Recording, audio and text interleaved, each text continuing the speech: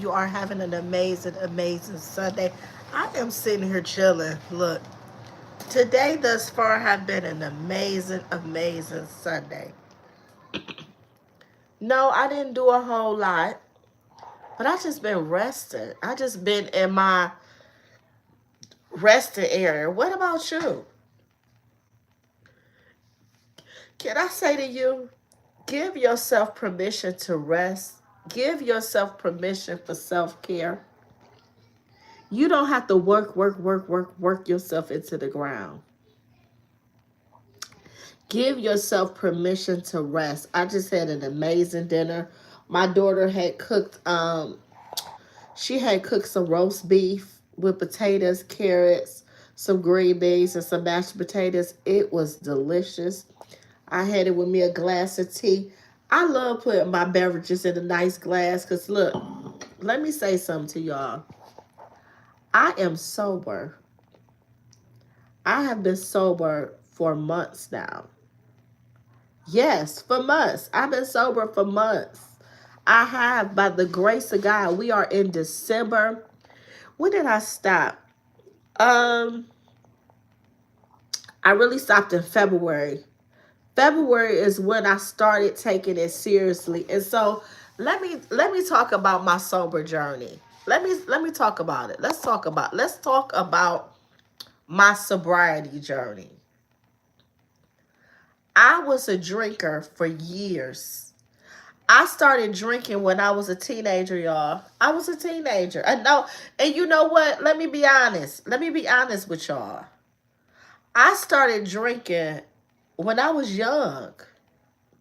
My mother used to leave her glasses on the table. Rest in peace, Mom. She used to leave her glasses on the table. Her drinks was Cisco, Thunderbird, pink champagne, all the things. My mom was a drinker, y'all. She was. And so she would leave her drinks on the table and me being me, I'm like, let me see what that's heading for. Let me check that out, right? And so I would taste. And I would taste. And then, hey, y'all, I'm talking about, hi, welcome to my channel. I'm talking about my sobriety journey, y'all. I'm talking about my sobriety journey. Look, so I'm talking about how I started drinking. I started drinking when I was a little girl, right? My mom was an alcoholic and she used to leave her glasses on the table. I just had some tea. She used to leave her glasses on the table and I just sip. And back then she was drinking like Thunderbird, Cisco, pink champagne. She was a drinker. And so I just try it. And so then she would be home and she'll have bottles in the refrigerator. So I'm like, let me just pour me a little bit. So I pour me a little bit. Pour me another little bit. I just make sure it wasn't gone because I didn't want it to disappear. And she like, where are my alcohol? But that gave me the desire to drink.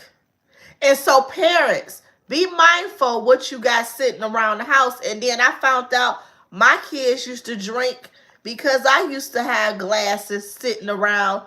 You know, you had your glass of wine or something and you walk away or you might go to sleep. You didn't finish your whole glass. You know? And I'm from Ohio. And you're not asking like, where did my glass of wine go? Them little people, they didn't drink your stuff up, right? And so that's how I got started with drinking alcohol. I never was a smoker, which I tried weed. She would have weed around, and I tried weed, but I didn't like weed. How you doing? I tried it, but I didn't like weed. Alcohol, I love me some alcohol. So Our church did a fast in January, and I started the fast with the church. Go figure. I started this fast with the church. And that's where I began to pray and ask God, thank you so much. Thank you so much. You said you love weed and booze. I didn't love weed, but I love me some alcohol. I love me a good drink, a good beverage. I'm not even going to cap. I loved me a good drink. But I thank God for setting me free. But look, y'all. I prayed and I asked God to change my appetite. I asked God to change my appetite. And it wasn't like no overnight thing. I'm not even going to act like it was overnight and I stopped drinking. And no, it was not overnight. He didn't like just boom and I stopped drinking. No, that was not the case. It was a series of events that caused me to make an executive decision that you need to stop drinking. You know what I mean? And I'm not saying that maybe down the line I might have a glass of wine or something. And so I'm just gonna be honest. So I stopped drinking, right? And I started drinking mocktails. Since then, that was what, February when I started? And I've had a couple of drinks. I've had a few drinks after then. I'm not gonna cap. I had a few drinks to taste it. And I'm gonna be honest. The last drink I had was Saturday. Saturday, I had I'm talking about my sobriety journey. Cause it's a journey. It's a journey. It's a journey. Dieting is a journey. Abstinence is a journey. It's a journey. Shopping addiction. It's a journey. Anything that you decide that you want to put down, it's a journey. It doesn't happen overnight. Can it happen overnight? If God wanted to happen for you overnight, it can. You can stop just like that. If God wants you to, you can. But that's not always the case. And that's why I say it's a journey, right? And so sobriety for me, it's been a journey. But I'm thanking God for the journey because I realized I don't want to drink. And so look, Saturday, I taste some liquor, right? And it made me sick. It instantly made me sick. And I said, wow, God. I did ask you to change my appetite. And it instantly made me sick to the point that I was like, I don't want to drink. I don't. I don't want to. And so with that being said, when you decide that you don't want to drink no more, you have to be careful what environments you allow yourself to be in. You know. And so it's a journey, and you still got to pray and ask God, God, help me. Help me to stand firm. Help me to continue abstaining from alcohol. You know, so whatever your journey is, we all are on a journey. I don't know what your journey is, but I pray that God give you the strength to abstain from whatever he's telling you to abstain from. And so I was an alcoholic. I was a social alcoholic. Very social. Seriously, when I go out, I was lit. I had to drink. I drank. I did. I drank a bottle. I drank a look. You know how people say I'm gonna have a glass of wine? How about I'm gonna have a bottle of wine? Yeah. Let me have a bottle of wine. Not just a glass. But you got to know your limits though too. And so look, my daughter had a car accident from drinking and driving, and that was a wake up call for me. Her accident that she had in 2019, that was a wake up call for me. Because what she said to me was this: "Ma, you used to drink and drive." I said, "What you say?" She said, "You used to drink and drive." I said, "Well, guess what? I am so sorry that I exposed you to that. That I made you think that that was normal. Because it's not. You should not be drinking and driving. Because you don't know what that could do to you. You could think you good. You drinking and you driving, you think you good because maybe you been good in the past. Maybe you used to drinking and driving and you could take yourself home. But you never know. You never know. So it's like, don't put yourself in that state. You just never know. So if you are going to be drinking, make sure you have a designated driver to drive. That's why if you go out with friends, make sure you have somebody that's sober, that they don't drink like that, or they know they limit where they could drive you, right? Or anybody else in the car. Everybody should be lit in the car, right? So I'm talking about my sobriety journey. It's been a journey. It has. It's been a journey. And so since February, I really leaned into stopping. It's through intermittent fasting. That's why I'm like, intermittent fasting is a blessing, y'all. It is a blessing. That's what happened. That's what I did with my church. My church did intermittent fasting, and that's when I laid down my alcohol. That's when I did it. I didn't totally lay it down. I still had a few drinks here and there, but I did dial it back a whole lot.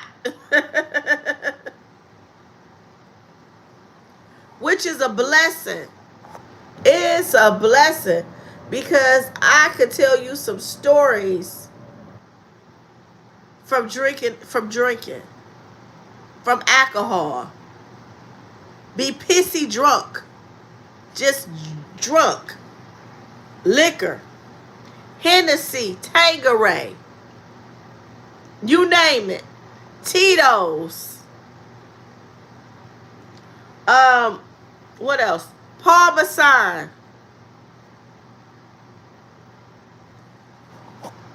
Just drinking.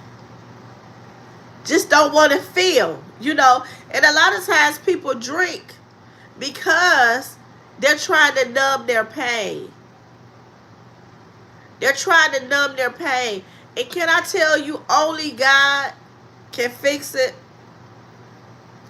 Only God can heal you and feel you. Excuse me. I'm stuffed up, y'all. But only God can fix it. Only God can heal you and feel you. Alcohol is not the answer. Especially if you're doing it habitually. Now, if you're just having a glass of wine here and there, I don't think nothing is wrong with that. But it's when you utilize alcohol as your source. That's what is the problem. When you get to a place that you begin to crave alcohol and you need alcohol, that's when it's a problem. But just having a glass of wine here and there, I don't think it's a problem at all. And so, I don't know what journey you on, but I encourage you to keep going. Keep doing what you're doing. Be encouraged. Be encouraged. I started from a young age, y'all. A young age. I did. But it's okay, because guess what? Nothing is too hard for God. Nothing is too hard for God. So I thank God for taking away the taste, removing the appetite for it, for giving me an appetite for mocktails. I thank God for satisfying me. For satisfying me that I don't need to numb my pain. I thank God for healing me and fulfilling me. And I thank God for blessing you that's here, that's watching, and those that will watch in a replay. Just know whatever your addiction is, He can work it out for you. God can work it out for you. He removed, and He did. He removed my appetite for alcohol. I had to have a bottle. I had to have some wine. I had to have some liquor. I did. But I thank God for removing that taste. And I just want to let you know, He can remove that taste from you, whatever that taste is that's not like God. He can remove that addiction. If you have a gambling addiction, a sex addiction, a shopping addiction, you might have a food addiction. You might have a pornography addiction.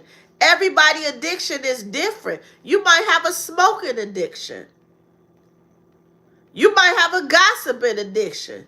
Whatever your addiction is, God can deliver you from your addiction.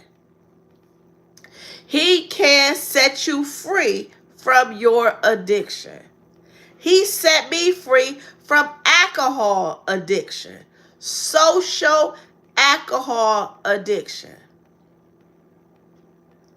I had to have some alcohol. But God, I thank you. Thank you for removing that appetite. And God will remove your appetite as well if it's not like God. So thank you for coming to my live today. And thank you for allowing me to share about my sobriety journey. And so look, this is my daughter's book, her next chapter. I am in a new chapter of my life. I'm literally in her next chapter. I am in a new chapter, chapter 53. I'm on a new journey in my life. A new journey. And so I thank God that His word says that if any man be in Christ, he is a new creation. All things have passed away and everything been made new. So I thank God for this new chapter of my life, chapter 53. I don't need alcohol in 53. I don't have to have alcohol to socialize. I could socialize sober. And so thank you for coming to my live today. And you have an amazing, amazing night. May the Lord bless you. Bless you from Brazil. Bye, everybody.